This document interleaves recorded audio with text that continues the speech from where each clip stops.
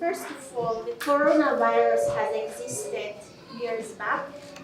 So we have what we call the novel coronavirus, which is actually known as the SARS coronavirus 2.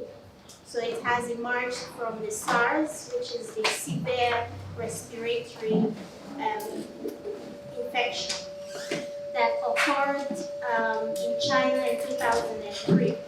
So now, because viruses have this effect of mutating, now we've got the mutated virus, which is known as the novel coronavirus.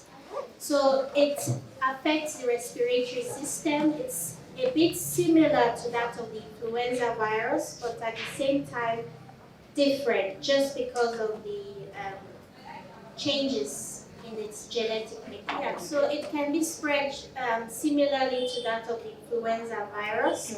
So through sneezing, coughing, or mainly through respiratory droplets or aerosol droplets. So just as I mentioned, it's just similar to that of the influenza virus or even the common cold. This coronavirus is also the virus that causes even the common cold. So that's why it's important that you have a space between someone that is sick, just because it is transmitted through aerosol droplets, and also if someone is infected with the virus and touches somewhere inanimate objects, yes, and you go ahead and touch that object, then you might have it. And it's also very important not to touch your face, because it's not only transmitted through the respiratory tract, but also through mucous membrane, the eyes and the nose. So it's very important that you do not touch your face. For now, it's not an airborne disease, and that explains the use of masks, which is actually not too useful.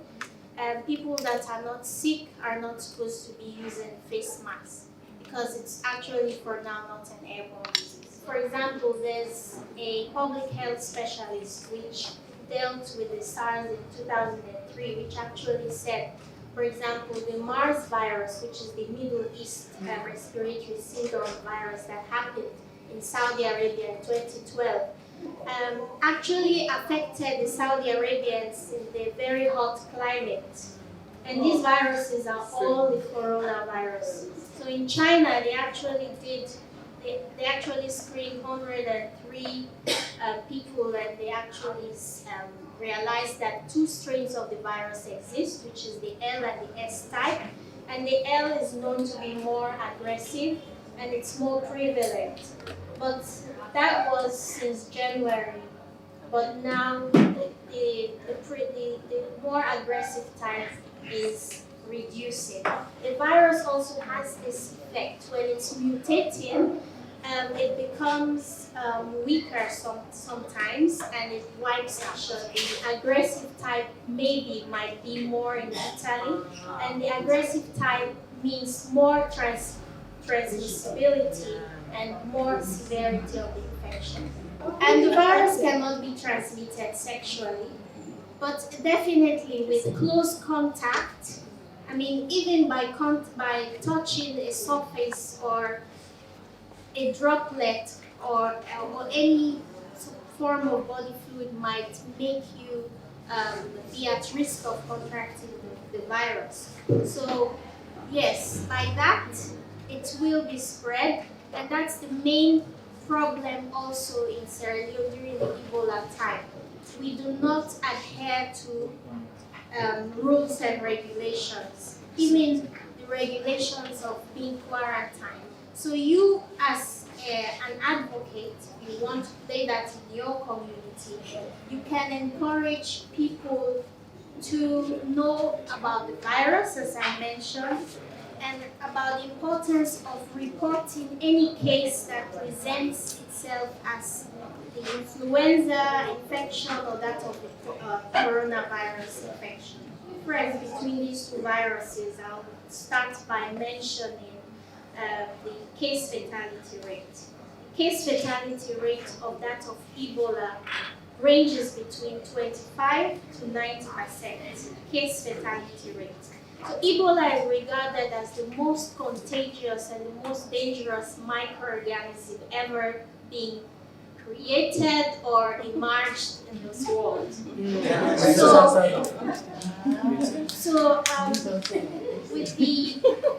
With the coronavirus or the novel coronavirus, the case fatality rate is just 3.4%. So it's a low case fatality rate, and it presents itself in a milder form in 80% of those that have been infected worldwide. So, preventing yourself, or you, as we mentioned, using the first aid word, preventing yourself from this infection just has to do with one simple measure, which is to wash your hands.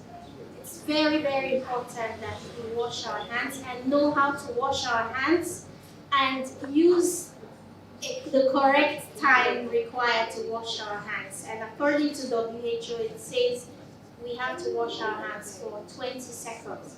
I have a friend telling me yesterday that I can sing happy birthday twice to reach the 20 seconds. So you as youths, for example, you can play a very big role in Sierra Leone right now by going to the WHO website, translate those guidelines required for community engagement and all of that, translate it to Creole, and paste it in walls. See how you can raise funds to print those materials and paste it to walls. And even in each and every community that you guys live, you can just go to the community leader, communicate to them, tell them your purpose of visit, tell them about the virus, and tell them that you would want to educate them about the virus, and simply explain how proper hand washing is supposed to be made and the importance of using soap and water.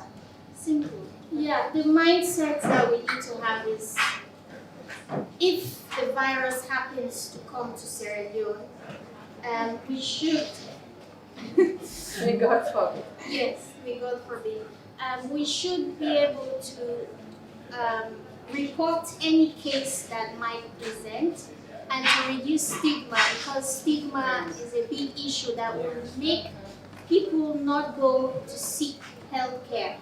And one thing we should know about this virus, because it presents itself in a mild form, the health-seeking behavior might not be too effective. So, and again, the mindset of us having the ability to practice hygiene is very, very important. Hygiene. Simple hand washing is not too known to many people, you will be surprised. And by doing that simple measure, it will go a long way. And also, if someone is sick that has the virus, all of you shouldn't go to the hospital, because that's where you get infected, and that's how more stigma or problems will arise.